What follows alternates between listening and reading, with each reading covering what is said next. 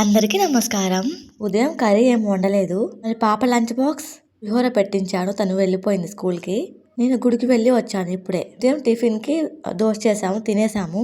ఇంట్లో చూస్తే ఈ చిక్కులు ఉన్నాయి. ఈ చిక్కులకి గింజలు బాగున్నాయి, టేస్ట్ కూడా బాగుంటది. ఇప్పుడే నూనె, అల్లం వెల్లుల్లి పేస్ట్ వేసి వండాను కర్రీ. ఉదయం కర్రీ చేయలే కాబట్టి పనంతా తొందరగా అయిపోయింది అనిపించింది. ఇప్పుడు మొదలు పెట్టాక బ్రేక్ఫాస్ట్ చేసిన గిన్నెలు, కర్రీ చేసిన గిన్నెలు అయితే మళ్ళీ పడ్డాయి. ఈ కూర అయిపోయి అన్నం తినే టైంకి నేను ఇంట్లో ఉన్న గిన్నెలు మొత్తం తోమేసుకుంటాను. ఆ రోజు మాత్రం చాలా లేట్ అయింది.